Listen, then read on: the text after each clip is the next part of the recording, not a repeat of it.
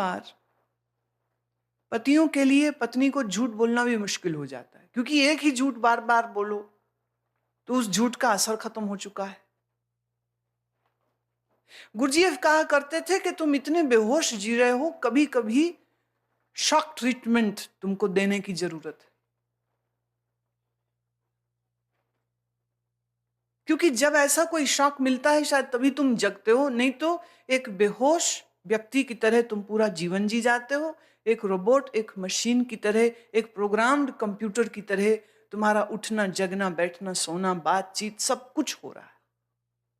Where are you? Where is your life? Where is your essence? Where is your spirit? Nowhere, कहीं भी नहीं।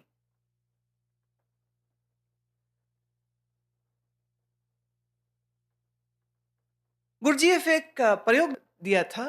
उसने अपने एक शिष्य से कहा कि आज जब तू घर जाए तो रोज तू क्या करता है? उसने कहा क्या करता हूँ, कुछ विशेष नहीं, कोट टांगता हूँ खूंटी पे, भीतर सोफे में बैठता हूँ, मेरी कुर्सी है जिस पर मैं पसंदीदा, मेरी कुर्सी में रोज वहीं पे जाके बैठता हूँ। ड्राइंग रूम में और 10 जगह हैं, फिर मैं एक ही जगह बैठता हूँ, मुझे वो मेरी फेवरेट कुर्सी है।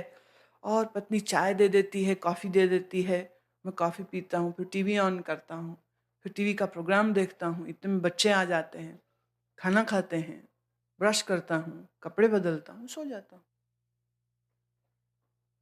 बोले तुम्हारी पत्नी? बोले वो भी रोज इसी तरह, जो मैंने कहा उस पूरे सीन का वो हिस्सा है। हम लोग रोज एक ही, नया क्या? गुरुजीएफ ने कहा ठीक है, आज जब तुम घर जाना फूल लेके जाना। द्वार खुलते ही, घर का दरवाजा खुलते ही पत्नी को फूल देना, जोर से गले मिलना, प्यार से उसको चूमना और कहना मैं तुम्हें बहुत प्यार करता हूँ और चलो आज मैं तुम्हारी मदद करूंगा, तू बैठ, मैं तेरे लिए कॉफी बनाता। हंसने लगा पति। उसने कहा मेरी पत्नी तो चक्कर आ जाएगी, तो हैरान हो जाएगी, मैंने तो घर में कभी गिलास नहीं उठा कर रखा, आप कह रहे हो घर का काम करूं। गुरुजीएफ ने कहा बस तुम इसी को फॉलो करना, घर का काम करना, पौधों को पानी देना, डस्टिंग कर देना, भोजन बना देना, जैसा भी आवे पर बनाना। वो जबरदस्ती घुसना चाहे उसको बैठा लेना, पानी गर्म करके देना, उसको कहना ला तेरे आज मैं पाँव धोता हूं, तो कितना काम करती।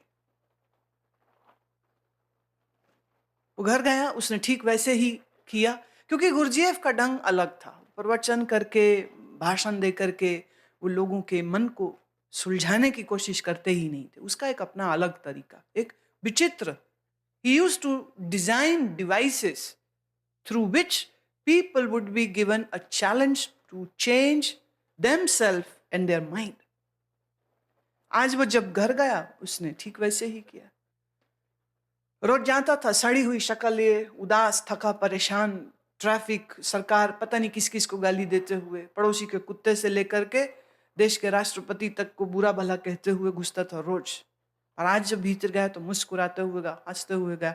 पत्नी ने द्वार खोला रोज की तरह, उसने फूल दिए और पत्नी को पहला झटका लगा। फिर उसने जोर से गले मिला, फिर प्यार से चूमा उसको और फिर हाथ पकड़ के ले गया और अपनी फेवरेट कुर्सी पर, जिस पर वो किसी को बैठने नहीं देता था, वो कहते यहां बैठ।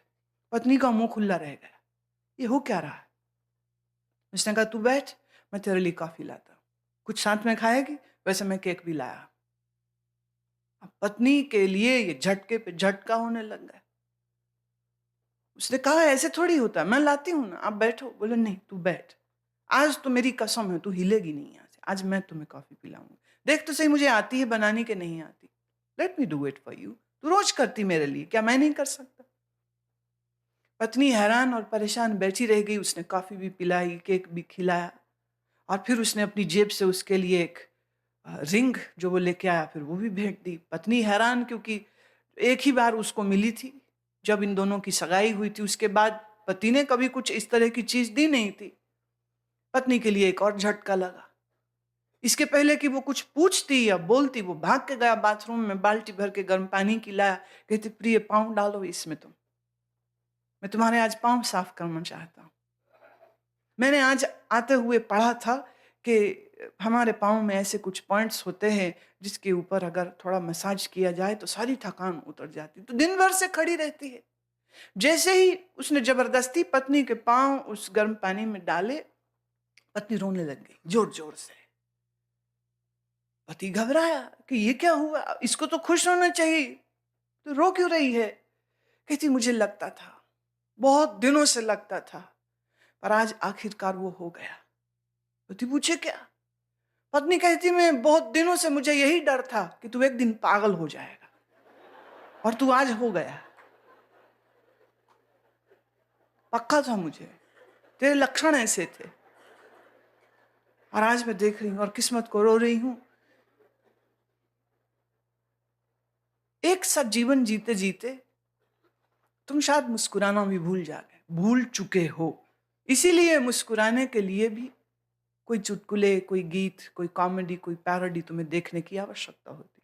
जो एक बंधे हुए मैकेनिज्म में अपने जीवन को जी रहा है, वह व्यक्ति जागृत नहीं है, होश में नहीं है। सत्य तो ये है, गुरजीएफ के अगर मैं शब्दों का उपयोग करूं तो वो इंसान ही नहीं, वो सिर्फ एक मशीन है।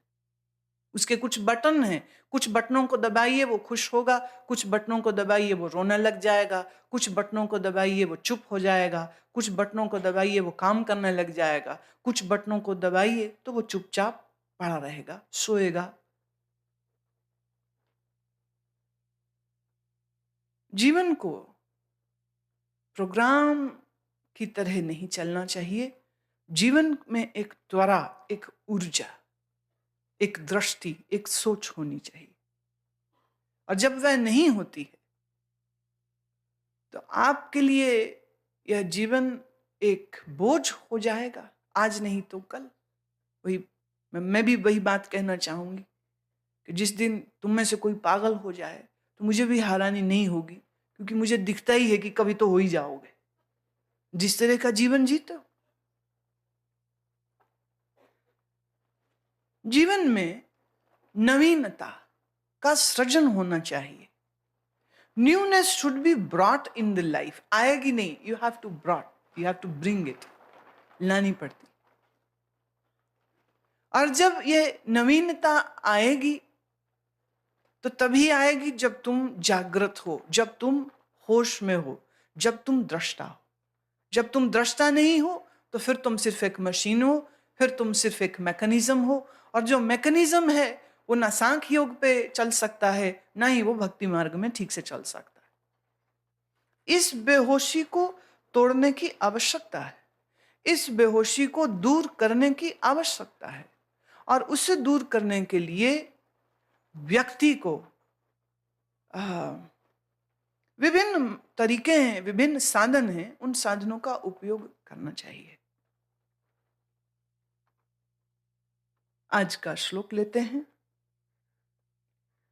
यत् सांख्यै प्राप्यते स्थानं तद्योगैरपि गम्यते, एकं सांख्यं च योगं च यः पश्यति स पश्यति।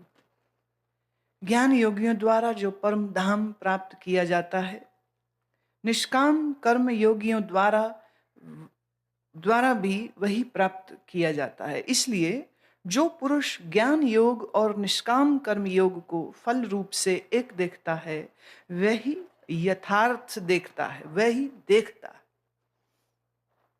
सांख्य योग और निष्काम कर्म योग जो हैं, ये दोनों अलग नहीं हैं, इनके फल भी एक से हैं और इनका जो अंततः जो स्थिति है वो स्थिति भी एक सी है, उसमें कोई फर्क नहीं है। ज्ञान योगियों द्वारा जो परम धाम प्राप्त किया जाता है, परम धाम मतलब अब इसमें किसी दूर देश के किसी स्थान की कल्पना मत करिए कि सांख्य योगियों को मरणों उपरांत उस दूर के किसी धाम में पहुंचने का अवसर मिलेगा और भक्त लोग भी वहीं पहुंचेंगे। Do not create an imaginative place called Paramdham, called heaven. आदमी बेचारा इतने दुख में जीवन को जीता है और सुख की आशा उम्मीद उसकी इतनी टूट चुकी होती है कि उसको अपने दिल को धैर्य देने के लिए यह मानना ही पड़ता है, ये कल्पना खड़ी करनी ही पड़ती है कि मरणों उपरांत एक स्वर्ग है, एक जन्नत है, एक हेवन है, जहां पर पुण्य और धर्म कर्म करने वाले लोग पहुंचते। इस जिंदगी में अपने जीवन को जीते हुए इंसान को बहुत तकलीफों का सामना करना पड़ता है और बार बार उसे लगता है कि जो अच्छा काम करते हैं वो दुखी होते हैं, जो शैतानी करते हैं या अशुभ कर्म करते हैं वो बड़ी मस्ती से जीते हैं, बड़ी खुशी से जीते हैं। इन धर्म भीरुओं के लिए इतनी आसान बात भी नहीं है कि वो अपनी नैतिकता और धर्म की सोच को किनारे कर शैतानों की तरह जीवन को जीने लग जाएं, पर दिल में एक टीस उठती रहती कि अमुक इंसान बेईमान भी है, बदतमीज भी है, स्वार्थी भी है, लोभी भी है, लालची भी है, अपराधी भी है, पर फिर भी मजे से जी रहा है। हम ये सब करते नहीं हैं, फिर भी हम दुखी हैं। तो ऐसे दुखी इंसानों ने मिली जुली एक सोच तैयार की और उसी सोच का नतीजा है स्वर्ग। अपने दिल को वो दिलासा देते हैं, यहां सुख भले ना मिलता हो हमें धर्म कर्म और नैतिक जीवन जीने पर भी, पर मरने उपरांत तो जरूर मिलेगा। और ये जितने अशुभ कर्म करने वाले हैं ये सब नरकों में जलेंगे, सड़ेंगे। और फिर कैसे भयानक दृश्य खड़े किए गए। आप किसी भी धार्मिक ग्रंथ को पढ़ें तो हर धार्मिक ग्रंथ में स्वर्ग का भी जिक्र होगा, नर्क का भी जिक्र होगा। और नर्क का जिक्र इतना खतरनाक है, इतना भयानक है, इतना डरावना है कि अगर आप उसको पूरी तरह से पढ़ लें कि जहन्नुम का नजारा क्या होगा, हो ही नहीं सकता है कि तुम अगले दिन फजल की नमाज के लिए उठे ना हो, ब्रह्म मुहूर्त में जग के प्राणायाम और जप ना कर रहे हो। क्योंकि जहन्नुम में जहां से बाहर नहीं निकल सकते, जहां रिश्वत दे करके किसी जमदूत को ये नहीं कह सकते भी थोड़े कोड़े कम मार देना, जहां तुम ये नहीं कह सकते हो कि मुझे तकलीफ से बचने के लिए कोई उपाय तू बता दे, अंडर द टेबल जहां कुछ होना संभव नहीं है। जहन्नुम का, नर्क का जिक्र सुनते ही, हेल के बारे में जिक्र पढ़ते ही अच्छे अच्छे जो हिम्मतवार लोग हैं वो भी दुष्कर्म करने की हिम्मत त्याग देते हैं, छोड़ देते हैं कि भाई वहां पर कुछ तुम्हारी मर्जी नहीं चलनी, कोई पहुंच नहीं चलनी, इसलिए बेहतर है अपनी जिंदगी को तरीके से जियो, ढंग से जियो। पर फिर भी संसार का आकर्षण इतना बड़ा है, संसार का प्रलोभन इतना बड़ा है कि धर्म और नैतिकता की खबर होने के बाद भी फिर दुष्कर्म करता है। पूछो, अपराधी से पूछो, कत्ल करने वालों से पूछो, चोरी डाका करने वालों से पूछो, पैसे के लिए किसी की भी हत्या कर देने वालों से पूछो कि तुम्हें डर नहीं लगता। वो कहेगा किसको पता है, किसने देखा जहन्नुम है। मुल्ला लोग पागल बनाते हैं, ये पंडित लोग बेवकूफ बना रहे हैं, किसने देखा नर्क होता है। और मान लीजिए अगर इन अपराध का जीवन जीने वालों को, झूठ फरेब कहने वालों को कुछ ठोस सबूत दे दिया जाए कि है जहन्नुम है, नरक है, अब उसके लिए बेईमानी करना मुश्किल हो जाएगा। तो समाज के ऊपर एक अंकुश लगा रहे, एक डिसिप्लिन बना रहे और लोग जो मुंह आए वो बोले नहीं, जो दिल आए वो करने न लग जाएं। इसलिए लगभग सभी धर्मों और सभी सभ्यताओं में नर्क और स्वर्ग की मान्यता है, वो मानते हैं कि है। अक्सर लोग पूछते हैं सच में होता है कि नहीं होता है। अब अगर ज्ञानी ये कह दे नहीं है तो उसे ये पता है कि तुम यूं छूटोगे ना फिर अपराध करने के लिए, क्योंकि जो अंकुश है वो खत्म हो जाएगा। एक दोहरी नीति तुम अपने जीवन के लिए अपनाते हो, एक तरफ तुम बुरे कर्म करते रहोगे और दूसरे तुम साइड बाय साइड शुभ कर्म करते रहोगे। तुम्हें लगता है इससे खाता बराबर रहेगा। तुम भगवान के सिस्टम को भी कंफ्यूज करना चाहते हो कि वो भी बेचारा चक्कर में पड़े, पाप ज्यादा है कि पुण्य ज्यादा है। इसीलिए कभी कभी यह देखा गया है और अक्सर यह देखा गया है कि अधिक बेईमानी करने वाले सबसे बड़े दानी होते हैं, सबसे ज्यादा चोरी डाके मारने वाले सबसे बड़े देवी के भक्त होते हज भी जरूर करते हैं और सूदखोरी भी पूरी करते हैं। साल भर सूदखोरी करी, जो कि कुरान शरीफ के अनुसार मना है। आप पैसे से पैसा नहीं बना सकते हो। सूद खाना हराम है, पर वो खाता है, वो खाएगा। पर फिर साल के बाद, साल में एक बार हज भी चला जाएगा। वहां जाके शैतान को पत्थर भी माराएगा, खुद सबसे बड़ा शैतान। लोगों को ऐसा ऐसा आचरण करते हुए देखा है कि बुद्धि दंग रह जाती। छोटे बच्चों को स्मगल कर देते, यौन शोषण के लिए, चाइल्ड प्रोस्टिट्यूशन के लिए बच्चों को अगवा किया जाता है, बच्चों को दूर देशों में बेच दिया जाता है। भारत में कितनी ही जगह हैं जहां छोटे छोटे बच्चों को इस धंधे में डाल दिया जाता है। और जो इन गिरोहों के सरगना हैं, आप उनको मंदिरों में, दरगाहों में सबसे आगे खड़े पाओगे। सबसे आगे खड़े हैं ये लोग। भगवान को भी बेवकूफ बना लेना चाहते। बनेंगे भगवान बेवकूफ के नहीं बनेंगे, ये बात तो बात की है, लेकिन समहाव धर्म की जो गलत व्याख्या कर दी है इन पंडितों, मुल्लाओं और भाइयों ने, उसकी वजह से आदमी दोहरा जीवन जी रहा है। पाप भी करता है, पुण्य भी करता है, धर्म भी करता है, अधर्म भी करता है, और उसे लगता है कि अधर्म के बड़े खाते को एक बड़ा धर्म कर्म कर लेने से हम साफ कर देंगे।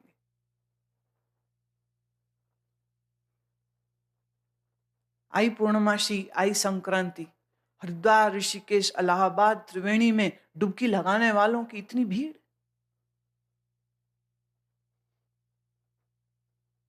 मेरे परिचय में एक महात्मा थे, हम दोनों बैठे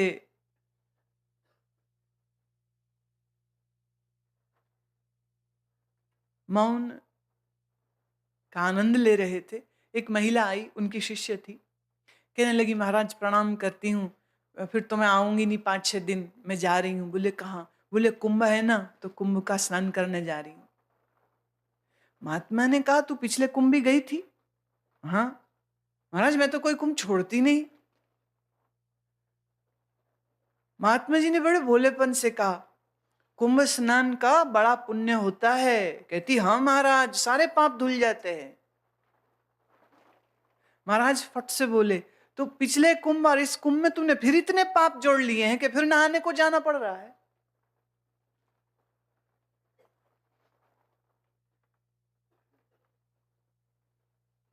प्रश्न बड़ा लॉजिकल है। सिका गंगा में स्नान करिए, जन्म जन्मांतरों के पाप धुल जाते हैं और माँ गंगा परम धाम में पहुंचा देती। अच्छा भाई, तूने कर लिया एक बार स्नान, तो अब तो गारंटी होनी चाहिए, पर तुम्हें हर संक्रांति में क्यों जाना पड़ रहा है? हर तीज त्योहार में क्यों जाता है? हर दिवाली अमावस्या पर क्यों जाता है? हर कुंभ पे क्यों जाता है? एक बार हो गया स्नान, बात खत्म हो जानी चाहिए। पर बात खत्म नहीं हुई, कहीं ना कहीं दिल में तुम भी जानते हो, और तुम्हें इस बात के लिए बहुत जोर से संशय है। इसी कारण से तुम अपने जीवन जीने के ढंग को नहीं बदलते हो। अशुभ संसार का जो प्रलोभन है वो पूरे तरह से तुम्हें जकड़े रहता है, वो तुम छोड़ नहीं पाते हो। लेकिन अपने आप को सुरक्षित रखने के लिए तुम अपनी इंश्योरेंस खरीदते हो धार्मिक कर्म करके। इसलिए दान करता है, तप करता है, तीर्थ जाता है। कबीर तो पूछते हैं प्रश्न कि गरीब का गला काटा और फिर वही पैसे से तू जाके मंदिर बनवाया, ये दान पुण्य हुआ कि ये अधर्म हुआ? पाप मानू इसको कि पुण्य मानू इसको? जब भगवान ये कह रहे हैं कि जो सांख्य योग से अथवा जो निष्काम कर्म से जीवन को जीते हैं वह परम धाम को प्राप्त होते हैं, तो यहाँ परम धाम का अर्थ किसी काल्पनिक स्वर्ग या नरक या भौतिक स्वर्ग या नरक का अर्थ न समझा जाए। यहाँ पर परम धाम का अर्थ है वह निर्विकल्प समाधि, वह स्थान जहाँ मन और बुद्धि, अंतःकरण और अंतःकरण के संस्कारों का लेश मात्र भी छूता नहीं है। आप उसी स्थिति को प्राप्त होते हो, वो भी मरणोपरांत नहीं, वह जीते जी ही आपको मिल जाती। संन्यासस्तु महाबाहो दुःखमाप्तुमयोगतः योगयुक्तो मुनिर्ब्रह्म न चिरेणाधिगच्छति। परंतु हे अर्जुन, निष्काम कर्म योग के बिना संन्यास अर्थात मन, इंद्रियों और शरीर द्वारा होने वाले संपूर्ण कर्मों में कर्तापन का त्याग प्राप्त होना कठिन है। और भगवत स्वरूप को मनन करने वाला निष्काम कर्म योगी पर ब्रह्म परमात्मा को शीघ्र ही प्राप्त हो जाता है।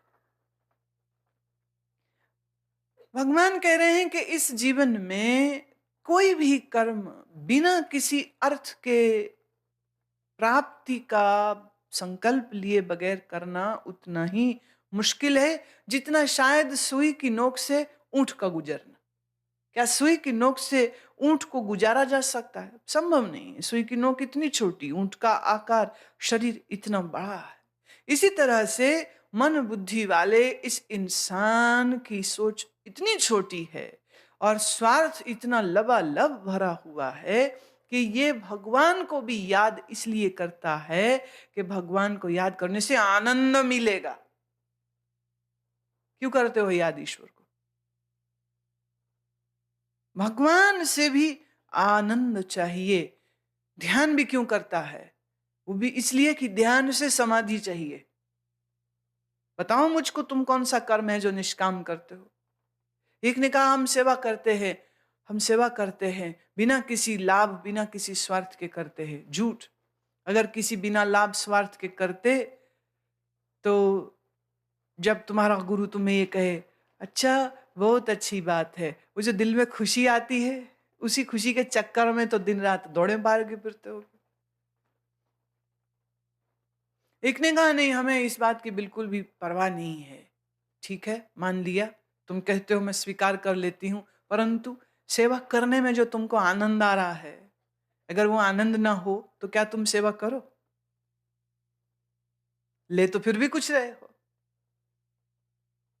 कोई तुमसे कहे आनंद न मिलेगा, कोई गुरु की प्रसन्नता न मिलेगी, गुरु के सामने जो तुम इमेज अपनी अच्छी बनाना चाहते हो। मैंने देखा लोगों को इस बात से कोई लेन देन नहीं है कि गुरु के साथ मैं ईमानदार रहूं और मैं जैसा हूं गुरु वैसा जाने कि मैं कैसा हूं। सब लोगों की कोशिश ये होती है, सब चेलों की कोशिश ये होती है to put the best face of you in front of the गुरु।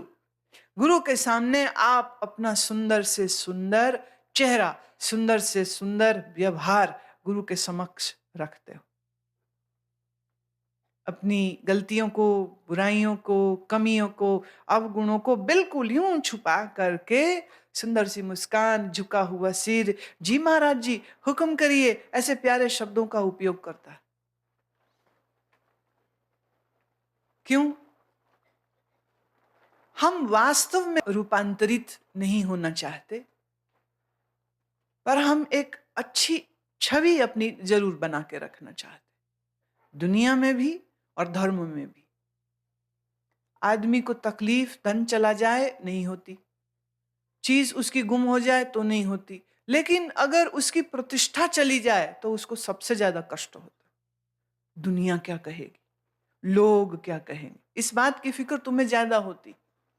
इसीलिए अपराध करने वाला आदमी सरेआम करने से डरता है। जब भी उसे अपराध करना हो वो हमेशा छिप के चार पर्दों में करेगा, खुलेआम नहीं करेगा। अपनी छवि की चिंता एक अपराधी को भी है, राजनेता को भी है, एक साधु को भी है, एक गृहस्थी को भी है, एक त्यागी को भी है। सबको इसकी बड़ी फिक्र है कि लोगों के सामने मेरी कुछ जो गंदगी है वो लोगों के सामने नहीं आनी चाहिए, वो छिपी रहनी चाहिए। होना यह चाहिए कि आप अपनी बुराई को, आप अपनी गंदगी को छुपाए नहीं, आप उसको दूर कर दो। वो दूर कैसे की जा सकती है, उसके लिए साधन किए जाने चाहिए। अगर आप वो साधन नहीं करते हैं तो ये तो फिर छिपा छिपी का खेल चलता ही रहेगा, होता ही रहेगा। बहुत छुपाओ कहीं ना कहीं वो प्रकट हो जाएगी, बहुत छुपाओ कहीं ना कहीं वो फिर बाहर निकल आएगी।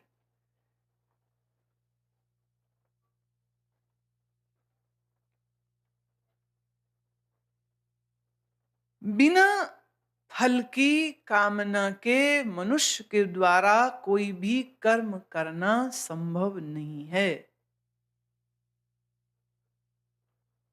अब कोई पूछे आप यहां क्यों आए? तो तुम्हारे मन ने कुछ लाभ देखे हैं या अनुभव किए हैं, कुछ लाभ तुमको मिले थे, अब वो लाभ और ज़्यादा बढ़ जाएँ, ऐसी कामना है, ऐसी चाह है। भले वो आध्यात्म में प्रगति की हो, पर है तो कामना ही ना।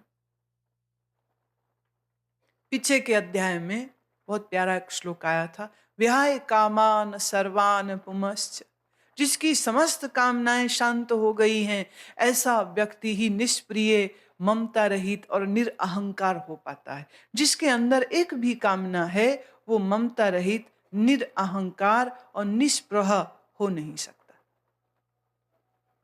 भगवान कहते हैं आसान नहीं है।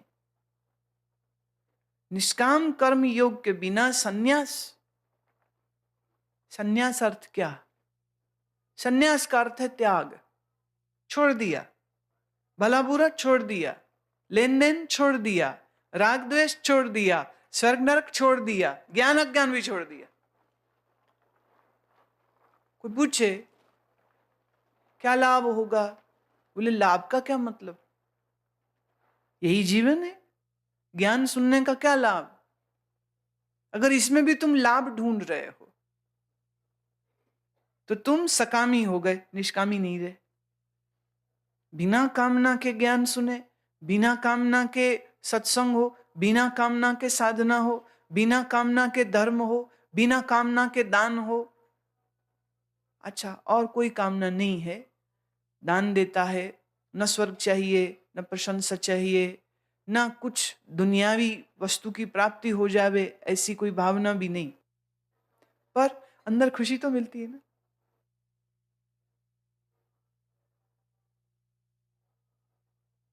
और ये खुशी ऐसी प्यारी है, और कुछ चाहत हो ना हो, पर फिर इतनी चाहत जरूर होती है, रहती है। इंसान है, क्या करे? जहां देता है या जहां देना चाहता है ना, तो उसको कंफर्म करना पड़ता है, भी पता है ना, मालूम है ना।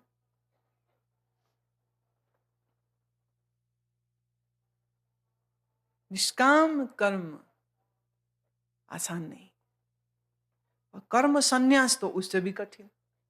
कर्म संन्यास अर्थ क्या? मैं देह इंद्रिय मन बुद्धि नहीं, संन्यासस्तु देह इंद्रिय मन बुद्धि से संन्यास, इससे पीछे हट गया, देह से पीछे हट गया, अपने शरीर से मैं पने को पीछे खींच लिया, इंद्रियों से मैं पने को पीछे खींच लिया, मन से मैं पने को पीछे खींच लिया,